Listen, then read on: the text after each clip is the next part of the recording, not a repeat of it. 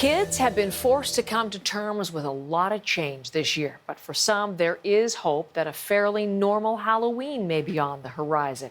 Chief Public Health Doctor Dr. Theresa Tam says trick-or-treating doesn't have to be canceled, but we'll have to get creative.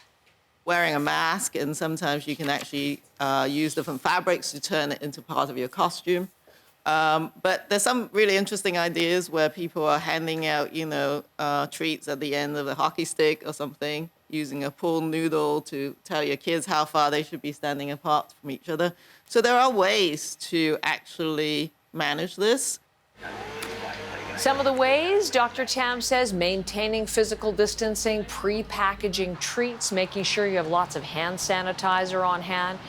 Those are keys to a safe Halloween. Federal health officials will be posting more tips online soon, but Dr. Tam says it's important to follow local health guidelines since obviously the COVID-19 situation varies from region to region across the country. Laura McQuillan is going to pick up on all of that. There had been warnings, ominous warnings, Laura, just a few weeks back that the whole thing would be canceled. It looks like, cautiously, in many communities, it can go ahead in some form. That's right, Heather. And I have a big admission to make here. I've never been trick-or-treating, not really in New Zealand. I know, and this doesn't seem like the right year to start. But what we are hearing from experts is that it can be made safe. So that's what I want to take you through this morning. The two big things here are really going to be face masks, as Dr. Tam was telling us, and distancing. You don't want big groups heading out together or anything like that.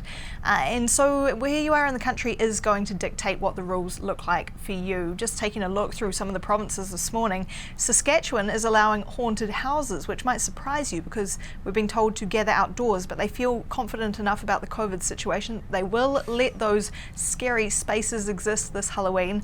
You look at Ontario, yet to release new guidelines because it has these hotspots, Toronto, Peel and Ottawa, which have kind of elevated since they last looked at Halloween. So watch this space for more details later in the week. Other parts of the country saying trick-or-treating is okay, but they do want you to follow a lot of measures. And we spoke to Dr. Samir Gupta, who gave us some really good tips on what those might look like this year. Take a listen.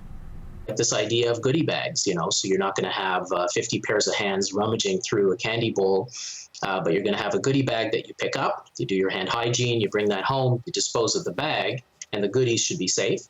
And for the giver of the candy, we saw those kind of candy chutes or candy slides that people have created, which is great. People are doing these things to be able to overcome the situation we're in. And I think it's great. You're outdoors, you use that chute so you can be part of the experience, and that way you're maintaining your distance. So when you get creative with your costume, you'll need to get creative with how you're giving out the candy as well. I've got a couple of other tips I want to share with you as well. Take a look at these ones. Number one, limit the time you spend trick-or-treating. You don't want to be going around the neighbourhood for hours and hours because being indoors with your family is the safer option this Halloween. Of course, no parties or gatherings. That same message we have been hearing for a while now. Halloween masks don't count as face coverings, so do wear a mask under your mask, or of course you can make a mask part of your costume. Could be lots of doctors and nurses this year, Heather. Also using hand sanitizer, keep the kids' hands clean, disinfect the doorbell as well, and of course you can decorate your lawn, decorate your house, but don't let people linger there. You want to space them out as much as possible. Still thinking about the fact you've never been trick-or-treating. I'm going to have to bring you some treats into the office here. You'll end up with rockets. Rockets are always the last treat to go. That's just what always happens every year. All right, Wakefield, Quebec. We've been talking about that. It has a famous road with heritage homes, and they bus in hundreds of kids from the communities around. Back in September, Laura, I was thinking that community made the decision to cancel it outright.